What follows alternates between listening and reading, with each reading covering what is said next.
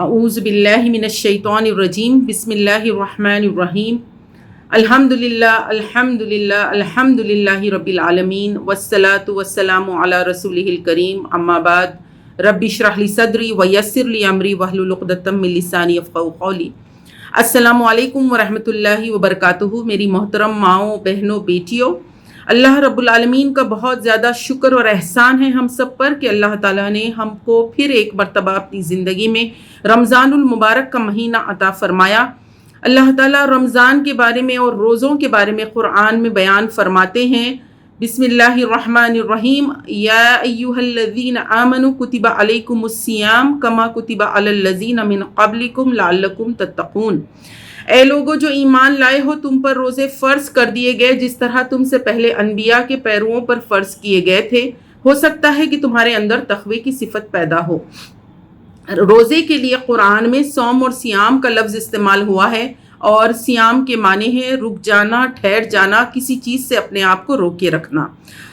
صبح سحر کے وقت سے شام مغرب تک ہم اپنی بھوک اور پیاس اور اس کے ساتھ ساتھ اپنی نفسانی خواہشات پر جو قابو رکھتے ہیں اور روکے رکھتے ہیں، اللہ رب العالمین کی طرف سے یہ ہماری تربیت کا ایک بہترین انتظام ہے جو روزے کی شکل میں ہم کو دیا گیا ہے۔ روزہ جہاں پر ہماری ایک طرح جسمانی تربیت بھی کرتا ہے، اس کے ساتھ ساتھ روزہ ہماری ایک روحانی تربیت بھی کرتا ہے۔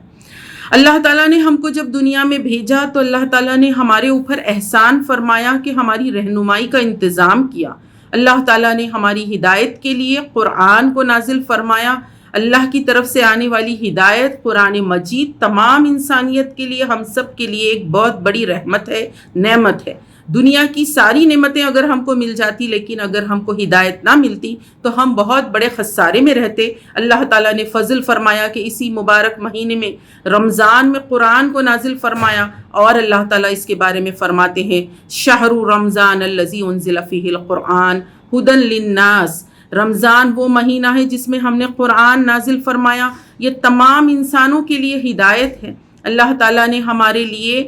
زندگی کا مکمل نظام حیات، ہم کو سارے کام، اصول، آداب، رولز، ریگولیشنز، پرنسپلز، ڈائریکٹیو، ساری چیزیں اللہ تعالیٰ نے اس قرآن میں ہمارے لیے نازل فرما دی۔ یہ قرآن ہمارے لیے دستور حیات ہے، اور اللہ رب العالمین نے اسی مبارک مہینے میں قرآن ہم پر نازل فرمایا۔ قرآن پر عمل کرنا، قرآن کی باتوں کو ماننا، قرآن کے مطابق اپنی زندگی گزارنا ہر مسلمان کے لیے بہت ضروری ہے اور لازمی ہے۔ اور اللہ تعالیٰ نے اس مبارک مہینے میں اس قرآن کو نازل فرمایا تو اس سے ہم کو یہ بات سمجھ میں آتی ہے کہ ایک تو ہم کو اس کی پریکٹس کرا دی گئی، ایک تو ہم کو اس کا عادی بنا دیا گیا کہ ہم اللہ کے ہر بات کو سنیں، مانیں، اور پوری طریقے سے اللہ کی فرمانبرداری اور تابعداری میں رہیں، اور پھر ہم کو پوری زندگی اللہ کے حکم کے مطابق گزارنا ہے۔ اس لیے اس مبارک مہینے میں قرآن ایک کوڈ آف لائف ہم کو عطا کر دیا گیا۔ میری پیاری بہنوں، رمضان میں جب ہم روزے رہتے ہیں تو روزوں کا مقصد بھی ہم کو سمجھنا بہت ضروری ہے۔ روزوں سے ضرور ہم کو ثواب ملے گا، روزوں کے ذریعے بہت زیادہ ہم کو نیکیاں ملیں گی، لیکن روزے کیوں فرض کیے گئے اور اس سے ہماری شخصیت اور ہماری پرسنالٹی میں کیا تبدیلی آنا چاہیے، روزے کا مقصد کیا ہے، اللہ تعالیٰ قرآن میں بتاتے ہیں لعلکم تتقون، ہو سکتا ہے کہ تمہارے اندر تقوی کی صفت پیدا ہو۔ مطلب یہ ہے کہ ہم جب روزہ رہتے ہیں تو ثواب بھی کماتے ہیں، نیکیاں بھی بٹورتے ہیں، اللہ کے قریب بھی ہوتے ہیں، ساتھ ہی ساتھ ہماری شخصیت میں تقوی کی صفت آنا چاہیے۔ تقوی کیا ہے؟ اللہ کا ڈر، اللہ کا خوف۔ ہمارے اندر اللہ کا ڈر اس طرح رہے کہ چاہے ہم لوگوں کے درمیان ہوں، چاہے ہم تنہائی میں ہوں، ہر جگہ ہم کو اس بات کا احساس رہے کہ اللہ رب العالمین ہمیں دیکھ رہا ہے اور اللہ تعالیٰ ضرور ہماری گرفت کرے گا۔ یہ جو اللہ کا ڈر ہے، یہ جو احساس ہے، یہ خوف ہے، یہ انسان کو گناہوں سے، اللہ کی نافرمانیوں سے اور شیطان کے ہر وار اور ہر چال سے روکتا ہے، بچاتا ہے، محفوظ رکھتا ہے۔ اسی لیے جب روزہ ہم رہتے ہیں تو روزہ ایک ڈھال بھی کہا جاتا، اور تقوی کی جو صفت آئے گی تو تقوی کی صفت بھی ہمارے لیے ایک آرمر، ایک گارمنٹ کی طرح ہوگی جو ہم کو پوری طریقے سے گناہوں سے بچائے گی، روکے رکھے گی۔ روزے میں ہمارے اندر کیا تبدیلیاں آتی ہیں؟ سب سے پہلی چیز تو ہمارے اندر تب فرما برداری کی صفت پیدا ہوتی ہے۔ اللہ کے حکم سے کھانے پینے سے رک جانا، اللہ کے حکم سے کھانا پینا شروع کر دینا، یعنی کہ آپ وہ حدیث پہ غور کیجئے کہ پیارے نبی محمد مصطفیٰ صلی اللہ علیہ وسلم نے فرمایا کہ مسلمان اس وقت تک بہتر حالت میں رہیں گے جب وہ سحری میں آخر تک سحری کریں گے اور افطار میں جلدی کریں گے۔ یہ کیوں بتایا گیا؟ یعنی یہ فرما برداری ظاہر ہوتی ہے اس سے کہ جب کہہ دیا گیا رک جاؤ تو ہم رک رہے ہیں، جب حکم ہوا کہ اب کھانا شروع کر سکتے ہو تو ہم سب افطار کے ٹیبل پر بیٹھ کر حکم کا انتظار کرتے ہیں اور فوری ہم اپنا افطار کھول لیتے ہیں، ہم کھجور سے پانی سے اپنے روزے کو ختم کر دیتے ہیں۔ تو یہ جو فرما برداری والی صفت ہے پورے مسلمانوں میں ایک اجتماعی طور پر ایک ڈرل اور ایک پریکٹس اور مستقل ایک مہینے تک اس بات کی پریکٹس کہ اللہ کے حکم سے رک جانا، اللہ کے حکم سے کھانا کھانا، یہ اللہ تعالی ہماری تربیت کر رہا ہے۔ اسی طریقے سے روزے سے ہمارے اندر اللہ کا ڈر اور خوف بھی پیدا ہوتا ہے۔ ہم روزے کے درمیان ہر وہ کام سے رکتے ہیں، چاہے گناہ کے کام ہو یا پھر چغلی ہو، غیبت ہو، کسی بھی قسم کی چیز جو اللہ کو ناراض کرنے والے ہماری کسی بھی ایکٹیویٹی سے ہم رک جاتے ہیں، ہمارے اندر یہ احساس پیدا ہوتا ہے کہ اللہ ہم کو دیکھ رہا ہے اور ہم اللہ کو ناراض نہیں کر سکتے۔ روزہ ہمارے اندر اللہ کا ڈر اور خوف بھی پیدا کرتا ہے اور اللہ سے قربت کا احساس بھی پیدا کرتا ہے،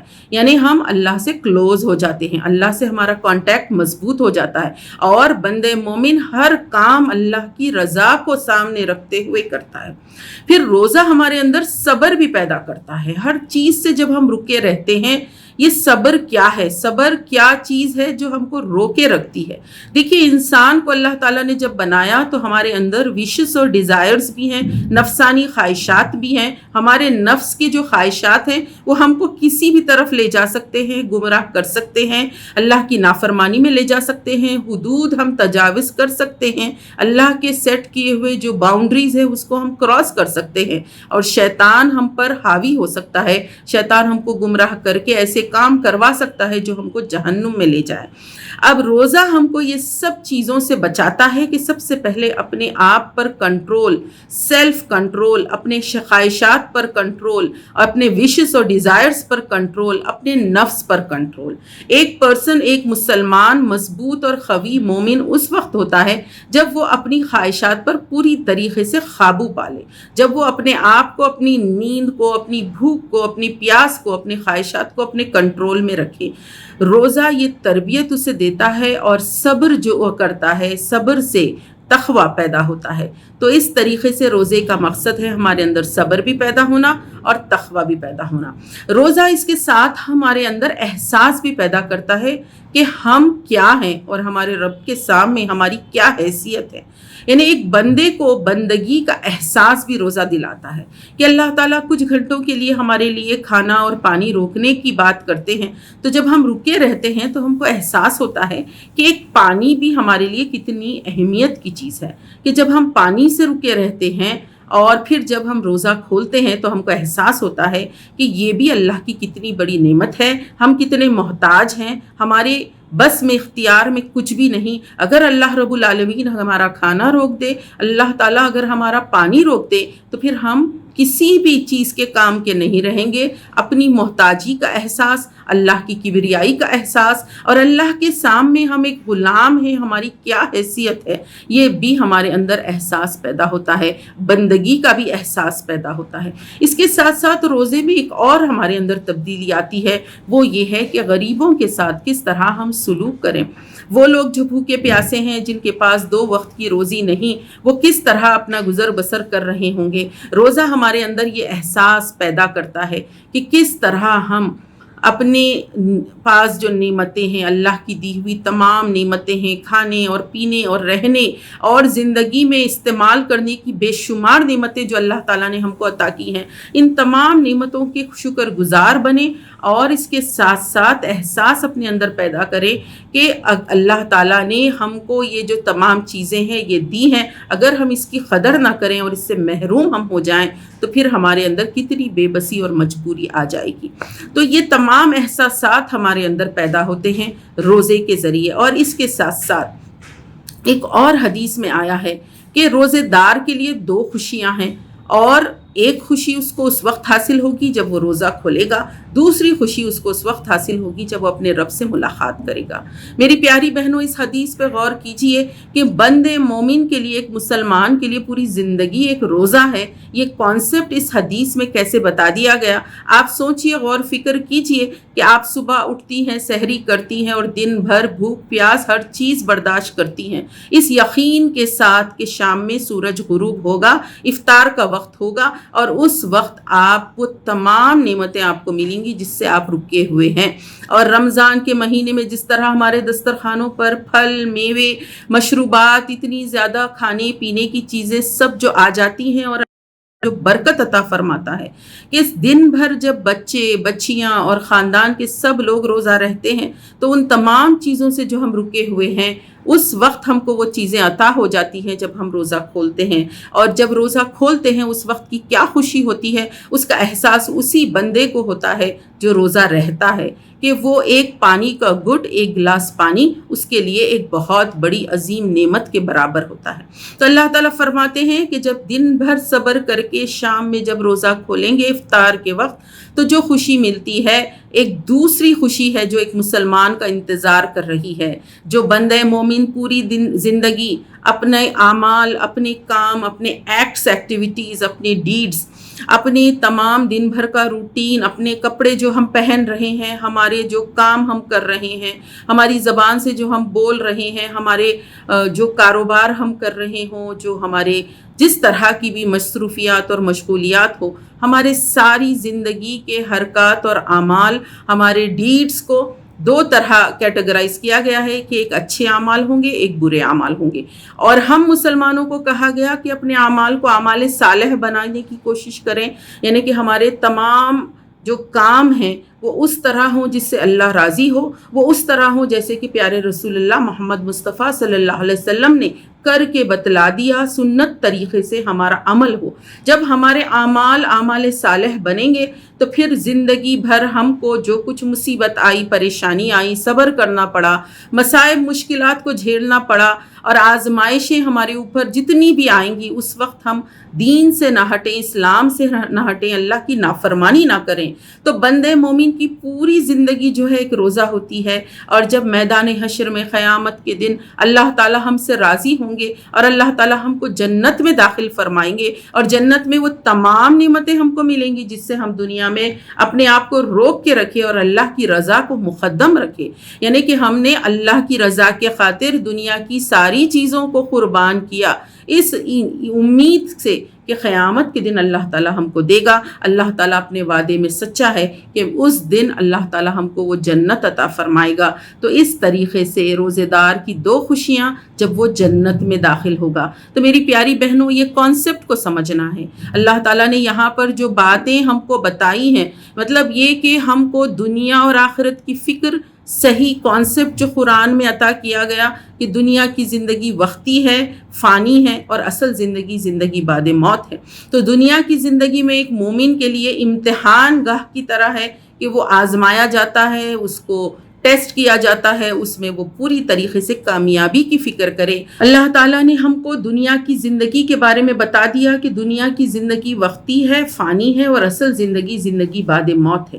میری پیاری بہنوں، روزہ ہمارے اندر یہ پریکٹس پیدا کرتا ہے کہ کس طریقے سے دنیا کی زندگی کو صرف ٹیمپرری سمجھے، ایک ٹرانزٹ پیریڈ سمجھے اور ایک وقتی سمجھے، اور اصل زندگی آخرت جو ہے، جنت جو ہے، اس کے خواہش مند رہیں اور آخرت میں کامیابی کی فکر ہم سب کے اندر پیدا ہو۔ میری پیاری بہنوں، جب ہم روزہ رہتے ہیں یہ تمام خوبیاں ہمارے اندر پیدا ہوتی ہیں، صبر کی صفت، تقوی کی صفت، فرما برداری کی صفت، اور ایک اہم چیز کہ ہمارے ایمان جو ہے اس میں اضافہ ہوتا ہے۔ جس وقت ہم رمضان میں داخل ہوتے ہیں اور جس وقت ہم رمضان سے نکلتے ہیں، یہ دونوں ٹائم میں جو ہم داخل ہوتے وقت جو ہمارا ایمان کا لیول ہے، جب ہم رمضان سے نکلتے ہیں اس وقت ہماری ایمان میں بہت زیادہ اضافہ ہو جاتا ہے۔ ہمارا جو تعلق اللہ رب العالمین سے ہے رمضان کے پیریڈ میں اور مضبوط ہو جاتا ہے۔ ہمارا تعلق جو قرآن سے ہے وہ مضبوط ہوتا ہے۔ ہمارا تعلق جو سنتوں سے ہے، پیارے نبی محمد مصطفیٰ صلی اللہ علیہ وسلم کی احادیث سے ہے۔ یہ تمام چیزیں ہم ہم بار بار واعظوں میں بیانوں میں سنتے ہیں اور زیادہ ہمارا تعلق مضبوط ہو جاتا ہے۔ یہ تمام تبدیلی، یہ ہماری پرسنالٹی میں ایک ٹرانسفارمیشن، ایک بہت عظیم ہماری زندگی میں جو انقلاب رمضان کی تربیت کا جو نظام ہے یہ سب پیدا کرتا ہے، یہ کس لیے ہے، اس کا مین آبجیکٹیو کیا ہے، یہ بھی بات ہم کو سمجھ لینا چاہیے کہ اللہ تعالیٰ مسلمانوں کو جو مقام اور مرتبہ اور منصب عطا فرمائے ہیں، اللہ تعالیٰ سورہ آل عمران میں فرماتے ہیں کنتم خیر امۃ اخرجت للناس تأمرون بالمعروف وتنہون عن المنکر وتؤمنون باللہ، تم وہ بہترین امت ہو جو تمام انسانوں کے لیے بھیجی گئی ہو، تم نیکیوں کا حکم دیتے ہو، برائیوں سے رکتے ہو اور اللہ پر ایمان رکھتے ہو۔ تو یہاں پر ہم کو یہ بات سمجھنا چاہیے کہ ہماری جو ذمہ داری ہے کہ ہم اللہ کے کلام کو خود پڑھیں، سمجھیں اور ہمارے اندر یہ احساس پیدا ہو کہ کیا چیز صحیح ہے، کیا چیز غلط ہے، اور اس کے ساتھ ہم اس بات کی فکر و کوشش کریں کہ یہی کلام کو لوگوں تک پہنچائیں۔ اللہ تعالیٰ نے ہم کو خیر امت بنایا، اللہ تعالیٰ نے جب ہم کو خیر امت بنایا، اللہ تعالیٰ نے جب ہم کو لیڈرشپ اور مانیٹرشپ کی ذمہ داری عطا فرمائی۔ مثال سے ہم اس بات کو سمجھ سکتے ہیں کہ جب اگر کسی ایک پلین میں، ایئر کرافٹ میں کوئی پائلٹ ہوتے ہیں جو اس پلین کو چلانے والے ہیں، تو اتنے سارے لوگوں کی ذمہ داری اس پائلٹ پر ہوتی ہے، تو وہ پائلٹ کو اتنی زیادہ تربیت سے گزرنا پڑتا ہے، اور اس کو جب تک پرفیکشن اور وہ قابل نہ ہو جائے اس کام میں، اس کو وہ ڈیوٹی نہیں دی جاتی۔ اسی طریقے سے کوئی ڈاکٹر اگر کسی پیشنٹ کی سرجری کر رہا ہو تو جب تک کہ وہ پوری پریکٹس نہ کر لے اور وہ قابلیت نہ آ جائے، کیونکہ جان کا معاملہ ہے، اس وجہ سے بہت زیادہ پریکٹس کروائی جاتی ہے۔ تو انسانیت کے لیے ایک خیر امت کی جو ذمہ داری اور فریضہ، اس پر آپ کو ہم کو فائز کیا گیا۔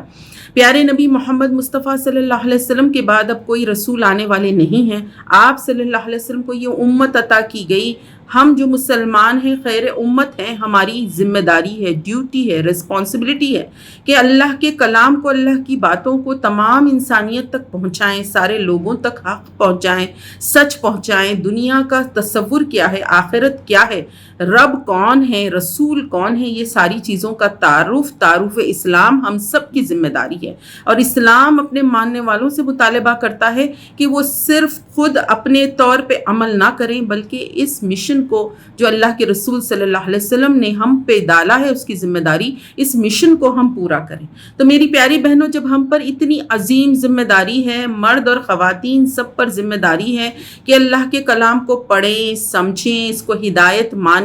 اور اس میں دیے گئے تمام احکامات پر خود عمل کریں اور اس کی فکر کریں کہ یہ سب تک بھی ہم کو پہنچانا ہے، اس کی تبلیغ بھی ہم کو کرنا ہے۔ اتنی عظیم ذمہ داری کے لیے ہماری اپنی شخصیت، ہماری اپنی پرسنالٹی، اس کی تربیت بہت زیادہ ضروری ہے۔ رمضان المبارک کے مہینے میں اللہ تعالیٰ وہ تربیت ہم کو عطا فرماتا ہے، وہ تربیت سے جب ہم گزرتے ہیں تو وہ قابلیت ہمارے اندر آتی ہے، اتنے کمپیٹنٹ ہم بنتے ہیں کہ اپنے ہیبٹس، اپنے وشز اور ڈیزائرز، اپنے خواہشات پر قابو پاتے ہوئے وہ عظیم فریضے کو انجام دینے کے ہم قابل بنتے ہیں۔ تو روزے کا مقصد ہے کہ ہمارے اندر تقوی پیدا ہو، اور جو مسلمان اس تربیت سے گزرتے ہیں، بندے مومن، ان سب کی ذمہ داری ہے کہ وہ اس عظیم فریضے کو نبھائیں، کیونکہ اس مبارک مہینے میں قرآن کا نزول ہوا، اس مبارک مہینے میں ہماری تربیت کا انتظام ہوا، اور یہ سب چیزیں اس وجہ سے ہیں کہ اللہ تعالی ہم کو اپنی ڈیوٹی اور رسپانسبلٹی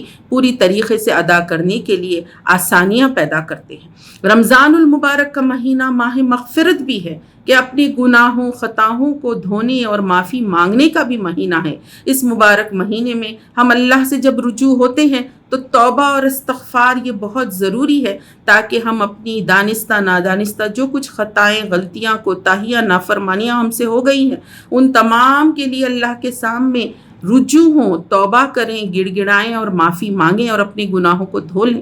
دنیا کی زندگی میں ہم کو جتنا ٹائم ملا ہے، جو کچھ بھی ہمارے پاس وقت ہے، یہ ہمارے لیے سب سے قیمتی سرمایہ ہے، کیونکہ جب یہ وقت ختم ہو جائے گا، جب موت کی گھڑیاں قریب آئیں گی اور اس کے بعد جو سکرات کا وقت آئے گا، تو پھر توبہ بھی ہماری قبول نہیں ہوگی۔ جو ہماری زندگی ہے جس میں ہم کو رمضان ملا ہے، ہر رمضان کو ہم اپنی زندگی کا آخری رمضان سمجھتے ہوئے اپنے گناہوں کو دھونے، معافی کروانے اور اللہ تعالیٰ سے قریب ہونے کا بھی ذریعہ بنائیں۔ کیونکہ ہم جب قیامت کے دن میدان حشر میں پہنچیں گے وہاں پر ہمارے لیے نہ ہماری دولت، مال، عہدے، کیریئر، کوئی چیز کام آنے والی نہیں ہے، صرف اور صرف ہمارے اعمال ہوں گے۔ اور اگر ہماری خطائیں، گناہیں بہت زیادہ ہوں تو پھر اللہ تعالی ہم کو اللہ کے عذاب سے، اللہ کے غضب سے کوئی نہیں بچا سکتا۔ تو یہ بہت ضروری ہے کہ رمضان المبارک کے مہینے کی اہمیت کو بھی سمجھیں، اس سے اپنی شخصیت میں تبدیلی بھی لائیں،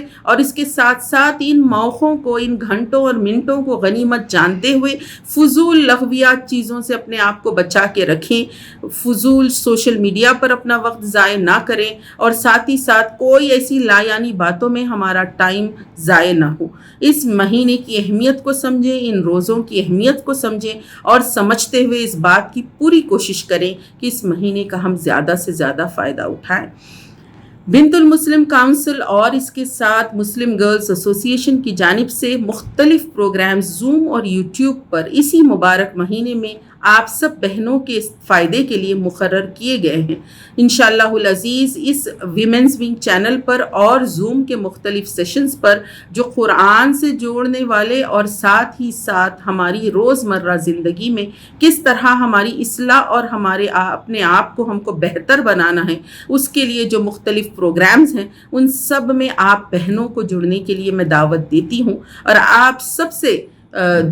گزارش کرتی ہوں کہ اپنی اہمیت کو سمجھیے۔ آپ اگر ماں ہے، بیٹی ہے، بہن ہے، بیوی ہے، اپنے گھر اور خاندان میں آپ خود ایک داعیہ بن سکتی ہیں، اور آپ اپنے معلومات، اپنی جو کچھ آپ کی علم ہے اور آپ کے پاس جو صلاحیت ہے اس کے ذریعے دین اور اسلام کی باتوں کو اپنے گھر اور خاندان اور محلے میں دور دور تک پہنچا سکتی ہیں۔ یہ فریضہ آپ کو اپنی جگہ نبھانا ہے، انجام دینا ہے۔ جب آپ رات دن سحر اور افطار کے لیے اپنے گھر والوں کی خدمت کرتی ہیں تو میری پیاری بہنوں، اسی طریقے سے جو روحانی غذا ہے، جو دین کی باتیں ہیں، جو اسلام کی باتیں ہیں، جو قرآن کی باتیں ہیں، جو سنتیں ہیں، یہ سب چیزیں بھی اپنے گھر اور خاندان میں عام کرنا، گھروں میں سنتوں کو قائم کرنا، گھروں سے ہر قسم کی برائی اور بے حیائی کا خاتمہ کرنا، یہ بھی آپ کی ذمہ داری اور فریضہ ہے۔ اپنے اولاد کی قرآن حدیث کے مطابق تربیت کرنا، یہ بھی آپ کے اوپر ایک بڑی ذمہ داری اور فریضہ ہے۔ اللہ تعالیٰ سے دعا ہے کہ اللہ تعالیٰ ہماری تمام بہنوں کو، ماؤں کو، خواتین کو اس مبارک مہینے میں دین اور دنیا دونوں کے اعتبار سے بہترین فضل اللہ تعالیٰ ان سب پر نازل فرما دے، اور روزے کی مقصد کو سمجھتے ہوئے اپنی آخرت کی تیاری کرنے والے اور اپنی گناہوں کی بخشش چاہنے والے ہم سب کو بنا دے۔ یہیں پر میں اپنی بات ختم کرتی ہوں۔ وآخر الدعوانا ان الحمد للہ رب العالمین۔ السلام علیکم ورحمۃ اللہ وبرکاتہ۔